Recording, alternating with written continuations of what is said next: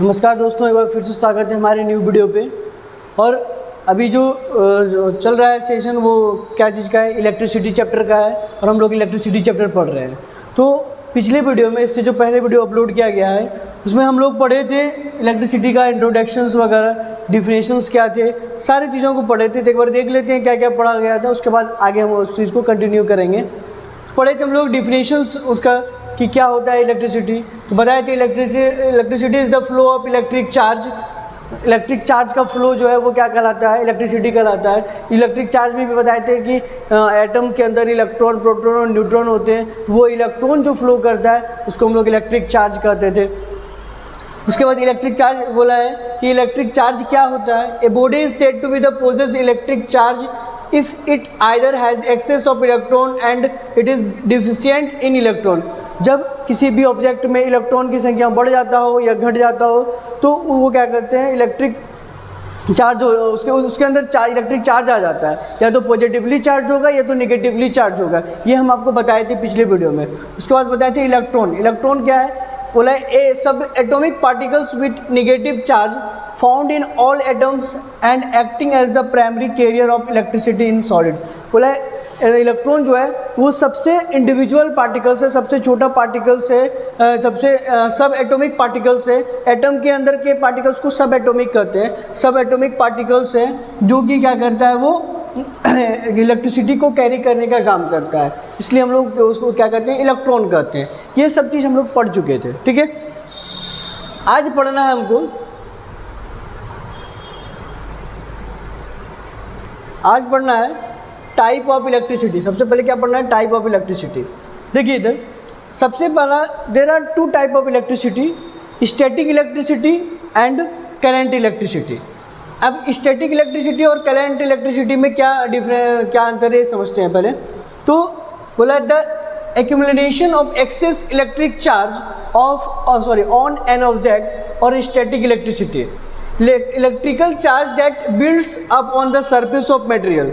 जब कोई भी इलेक्ट्रिकल चार्ज किसी ऑब्जेक्ट के सरफेस पे बिल्ड हो जाए तो उस टाइप के चार्ज जो होते हैं वो रेस्ट में रहते हैं। किस में रहते हैं, रेस्ट में रहते हैं। अगर जनरल लैंग्वेज में इसको समझेंगे तो बस इतना समझना है स्टैटिक इलेक्ट्रिसिटी में कि इस इलेक्ट्रिसिटी में चार्ज के रेस्ट के बारे में हम लोग उसको क्या करते हैं, डिस्कशन करते हैं, चार्ज के रेस्ट के बारे में पढ़ते हैं। इसलिए हम लोग क्या करते हैं, उसको स्टैटिक इलेक्ट्रिसिटी कहते हैं। लेकिन अभी जो हम लोग चैप्टर पढ़ रहे हैं वो है करंट इलेक्ट्रिसिटी। करंट इलेक्ट्रिसिटी में चार्ज के फ्लो के बारे में पढ़ते हैं, इलेक्ट्रॉन के फ्लो के बारे में पढ़ते हैं, इसलिए इसका नाम क्या रखा गया है, current electricity. The continuous flow of electric charge through a conductor. हम क्या बताएं कि इलेक्ट्रॉन का फ्लो, चार्ज मतलब इलेक्ट्रॉन का फ्लो जो है वो क्या होता है कि जब किसी वायर से कंटिन्यूस फ्लो हो रहा होता हो तो उसको हम लोग क्या कहते हैं कि क्या बोला जाता है कि वो करंट इलेक्ट्रिसिटी है। ठीक है, continuous flow of electric charge. और इलेक्ट्रिक चार्ज मतलब क्या, इलेक्ट्रॉन के ऊपर निगेटिव चार्ज। ठीक है, तो ये आप हम लोग पिछले वीडियो में पढ़े थे इन सब चीज़ों के बारे में। आपको बताए थे कि एक इलेक्ट्रॉन का वैल्यू भी कितना होता है, एक इलेक्ट्रॉन का वैल्यू 1.6 × 10⁻⁹ कूलम। लेकिन यहाँ पे माइनस का साइन रहेगा। प्रोटॉन का सेम ही होता है, तब ना जाके कोई भी ऑब्जेक्ट न्यूट्रल होता है। ये सब चीज़ हम पहले पढ़ चुके हैं। ठीक है, तो इसमें बस पॉजिटिव का साइन लगा दिया जाए, 1.6 × 10⁻⁻19 कूलम। ये आपका प्रोटॉन का वैल्यू हो गया। और यही जो नंबर ऑफ इलेक्ट्रॉन्स और नंबर ऑफ प्रोटॉन्स जो है दोनों इक्वल होता है, इक्वल होने की वजह से क्रॉस हो जाता है और न्यूट्रल हो जाता है ये। और जैसे ये क्या कहते हैं, पेन है, ये न्यूट्रल हो जाएगा। इसको टच कर रहे हैं तो करंट नहीं लग रहा है, इसका मतलब न्यूट्रल है। लेकिन हाँ, जो करंट जिसमें फ्लो होने लगता है, इसमें इलेक्ट्रॉन की संख्या बढ़ या घट जाती है और वो फ्लो होने लगता है तो वो इलेक्ट्रिसिटी प्रोड्यूस कर देता है। ठीक है, इन सब चीज़ों को हम लोग पढ़े थे। अब आज जो हम पढ़ेंगे वो क्या है आपका, फिर नेक्स्ट आज है कंडक्टर एंड इंसुलेटर। चलिए यहाँ ध्यान से देखिए इसको, कंडक्टर और इंसुलेटर को। बोला है कंडक्टर्स क्या है, materials that allow the flow of electrical या इलेक्ट्रिक चार्ज, ऐसे कहते हैं, materials that allow the flow of electrical current. जो मटेरियल इलेक्ट्रिकल करंट को फ्लो करने देता है अपने आप से, खुद से, तो उसको क्या कहते हैं, कंडक्टर कहते हैं। जिस भी मेटल से इलेक्ट्रिसिटी पास हो जाता हो उसको क्या कहते हैं, इलेक्ट्रिक कंडक्टर कहते हैं। तो कैसे पता चलेगा, बोर्ड में डाल के देखेंगे तो ऐसा पता चलेगा कि नहीं उससे करंट लगेगा, वैसा नहीं करना है। क्या करेंगे हम लोग, बल्ब को चेक करके भी चेक कर सकता है, वोल्टमीटर या आमीटर से भी हम लोग उसको चेक करके देख सकते हैं तो कंडक्टर का कि वो कंडक्टर है या नहीं है। और जनरली हमको पता रहता है कि कौन सा कंडक्टर है। ऑल मेटल्स जो है, लगभग अप्रॉक्स ऑल मेटल जो है वो कंडक्टर ही है, ठीक है। अभी बताएंगे और भी कुछ टॉपिक, पहले देखते हैं इंसुलेटर क्या है। बोला है कि materials that do not allow the flow of electrical current is known as insulator, for example rubber and plastic. ये जो कुछ और भी ऐसे वुड हो गया, लकड़ी हो गया, प्लास्टिक हो गया, रबर हो गया, ये सब चीज़ों से करंट पास नहीं होता है, पेपर हो गया, इन सब चीज़ों से करंट पास नहीं होता है, इसलिए हम लोग क्या बोलते हैं उसको, इंसुलेटर कहते हैं। क्या बोलते हैं उसको, इंसुलेटर बोलते हैं। और जिससे करंट पास हो जाता है उसको कंडक्टर बोलते हैं। अच्छा, एक बात आप लोगों के समझ में आ रहा होगा कि कंडक्टर से ही क्यों पास होता है करंट, इंसुलेटर से क्यों नहीं पास होता होगा। ऐसा तो आप लोगों के मन में चल रहा होगा ना कि कंडक्टर से ही इलेक्ट्रिसिटी पास हो रहा है, इंसुलेटर से पास नहीं हो रहा है। कुछ तो रीज़न होगा ना, प्लास्टिक है तो आखिर क्या रीज़न क्या है। देखिए हम बताते हैं, जब केमिस्ट्री में आप पढ़ोगे कि एटम्स के बारे में पढ़ोगे तो पता चलेगा कि जो कंडक्टर्स होते हैं वो किसके बने होते हैं, मेटल के बने होते हैं। और मेटल का जो एटम होता है उसका साइज़ नॉन मेटल्स जो प्लास्टिक से रबर से उसके साइज़ के रिस्पेक्ट में क्या होता है, बड़ा होता है। मान लो ये क्या है, मेटल का एटम है, ये कंडक्टर का एटम है, और जो नॉन मेटल का एटम होगा वो कैसा होगा, ऐसा। सेंटर में प्रेजेंट होता है क्या, न्यूक्लियस। क्या प्रेजेंट होगा, न्यूक्लियस। इसके सेंटर में भी न्यूक्लियस प्रेजेंट होगा। और न्यूक्लियस के अंदर प्रोटॉन होता है, तो प्रोटॉन को तो पहले हटाना पॉसिबल है ही नहीं, बहुत ज़्यादा एनर्जी लगेगा उसके लिए, तो इलेक्ट्रॉन ही रिलीज होता है। इलेक्ट्रॉन में हम बताए थे आपको, जो इसके सेल्स होते हैं, सेल्स में क्या प्रेजेंट होते हैं, इलेक्ट्रॉन प्रेजेंट होते हैं। इसके एक्सटर्नल वाले सेल्स में जो इलेक्ट्रॉन्स है वो कॉन्टैक्ट में आने से रिलीज हो जाता है। तो इसमें भी तो सेम प्रॉपर्टीज होगा ना, तो इसमें क्यों नहीं रिलीज हो रहा है। ये क्या बताए थे, ये नॉन मेटल है, ठीक है, ये नॉन कंडक्टर है। ये क्या है, इंसुलेटर है। ये क्या है, इंसुलेटर है। ये क्या है, कंडक्टर है। ये क्या है, कंडक्टर है। तो कंडक्टर से क्या हो रहा है, इसका खाली डिफरेंस क्या बताएं आपको, एटम का साइज बड़ा होता है और इसका एटम का साइज छोटा होता है।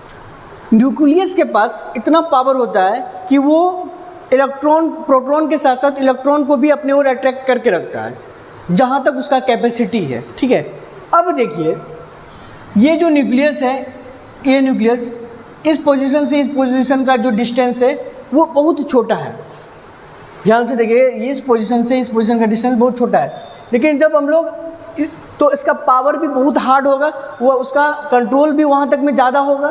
तो वही चीज़ इसमें हम देखते हैं कि इसका जो एटम है, कंडक्टर का जो एटम है, जो मेटल्स का जो एटम है, उसके साइज बड़ा होने की वजह से इस जगह से इस जगह तक का जो डिस्टेंस है वो बहुत ज़्यादा है। मतलब एटम और लास्ट ऑर्बिट के इलेक्ट्रॉन का जो डिस्टेंस है वो नॉन मेटल्स के एटम और न्यूक्लियस के बीच के डिस्टेंस के रिस्पेक्ट में ज़्यादा होता है, जिसके वजह से वो अपना कंट्रोल अधिक देर तक नहीं रह सकता है। जैसे ही उसमें एक्सटर्नल एनर्जी उसमें डालते हैं तो वो लास्ट ऑर्बिट के जो इलेक्ट्रॉन है उसको रिलीज कर देता है, और ये इस तरह का कंटिन्यूस साइकिल चलता है जिससे इलेक्ट्रॉन फ्लो होने लगता है, और इसको हम लोग क्या बोलते हैं, करंट इलेक्ट्रिसिटी बोलते हैं। लेकिन कंडक्टर, बैड कंडक्टर जो ये इंसुलेटर जो है उससे ऐसा नहीं होता है।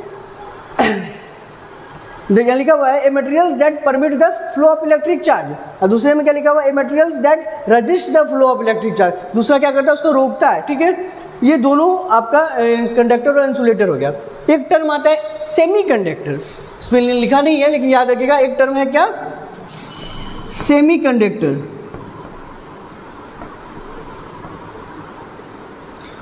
ये जो सेमी कंडक्टर है वो क्या है, वो जो है ना ही कंडक्टर की तरह बिहेव करता है और ना ही इंसुलेटर की तरह बिहेव करता है। वो ना ही कंडक्टर की तरह बिहेव कर रहा है, ना ही इंसुलेटर की तरह बिहेव कर रहा है। तो कैसा कर रहा है, दोनों का बीच का काम कर रहा है। मतलब थोड़े इलेक्ट्रॉन को पास भी होने दे रहा है, थोड़े इलेक्ट्रॉन को रोक भी रहा है, थोड़े इलेक्ट्रॉन को रिलीज भी कर रहा है, थोड़े इलेक्ट्रॉन को रोक भी रहा है। जितने भी माइक्रो डिवाइसेस हैं, इलेक्ट्रॉनिक डिवाइसेस हैं, जैसे ये वॉच हो गया, मोबाइल फ़ोन हो गया, ये छोटे छोटे डिवाइसेस हैं, सब में सेमीकंडक्टर का यूज़ करते हैं कम इलेक्ट्रॉन, कम चार्ज को फ्लो करवाने के लिए। तो ये सेमीकंडक्टर का काम क्या है कि ज़्यादा इलेक्ट्रॉन को पास नहीं होने देता है, ज़्यादा वो कंडक्टर की तरह बिहेव नहीं करता है, ना ज़्यादा इंसुलेटर की तरह बिहेव करता है। बीच का कैरेक्टरिस्टिक्स है किसका, सेमीकंडक्टर का, ठीक है। आई होप कि ये समझ में आ गया होगा। चलिए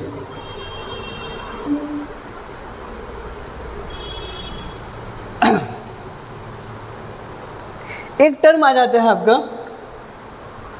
एक टर्म आ जाता है क्वांटिजेशन। क्वांटिजेशन क्या होता है? जब हम किसी भी, इसको सिंपल में समझेंगे पहले। क्वांटिजेशन का मतलब होता है कि एक एटम जब दूसरे ऑब्जेक्ट को इलेक्ट्रॉन जो डोनेट करता है, उसका जो पैकेट है, उसका नंबर भेजने का तरीका जो है, जितना कम से कम या जितना अधिक से अधिक भेजने का पैकेट है, ये जो तरीका है उसको क्वांटिजेशन कहते हैं। ऐसे समझेंगे उसको। मान लो आप कहीं शॉपकीपर के पास गए और उसके बाद उसको मिठाई लेना उससे। मिठाई लेने के लिए आप उसके क्या कीजिएगा, आधा केजी, 1 केजी या 1.5 केजी या 2 केजी ऐसे करके एक पैकेज बना होता है। लेकिन ऐसा बोलोगे कि आपको 70 ग्राम दे दीजिए या फिर 13 ग्राम दीजिए, 23 ग्राम दीजिए, ऐसा आप नहीं बोलते हो। जनरली क्या बोला जाता है, आधा केजी दीजिए, 1 केजी दीजिए, 2 केजी दीजिए, 3 केजी दीजिए, कुछ एक लिमिट्स के अकॉर्डिंग चलता है। मतलब उससे कम अगर आप बार बार उसको बोलोगे कि हमको इतना ही ग्राम दीजिए, तो आपको नहीं देगा और भगा देगा वो दुकान से। सेम कंडीशन होता है जब एक एटम दूसरे एटम को इलेक्ट्रॉन जो डोनेट करता है, तो वो क्या होता है कि नंबर्स में देता है, नेचुरल नंबर्स में देता है। या तो 1 इलेक्ट्रॉन देगा, या तो 2 इलेक्ट्रॉन देगा, या तो 3 इलेक्ट्रॉन देगा, या 4 इलेक्ट्रॉन देगा। तो एक नंबर्स में देता है, ऐसा नहीं करेगा कि आधा इलेक्ट्रॉन देगा।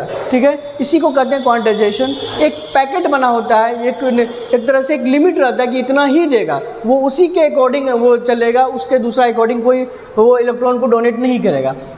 तो इसका मतलब इसमें 1 इलेक्ट्रॉन डोनेट करेगा, तो इसमें क्या हो जाएगा, कितना हो जाएगा इसका वैल्यू 1.6 × 10⁻⁻19 कूलम। अगर 2 इलेक्ट्रॉन देगा तो उसको 2 से मल्टीप्लाई कर देंगे, तो क्या हो जाएगा 3.2 × 10⁻⁻19। अगर 3 इलेक्ट्रॉन देगा तो इसी तरह 2 से 3 से 4 से मल्टीप्लाई करते जाइए, आप उतना नंबर पे इलेक्ट्रॉन वो क्या करेगा, चार्ज डोनेट करते रहेगा। मतलब एक नंबर में दे रहा है, उसी के अकॉर्डिंग देगा। आधा इलेक्ट्रॉन नहीं देगा, 3.25 नहीं देगा, 4.25 नहीं देगा, इस टाइप का नहीं देगा। इस टाइप का एग्जिस्ट नहीं करता है, तो इसी को कहते हैं क्वांटाइजेशन। ठीक है, चलिए आई होप कि ये वीडियो आपको अच्छा लग रहा हो और समझ में भी आया हो। ठीक है, तो अगर अच्छा लगा है तो लाइक कीजिएगा और अपने दोस्तों के साथ शेयर कीजिएगा। फिर मिलेंगे अगले वीडियो में इसी का अगला टॉपिक को लेकर। धन्यवाद।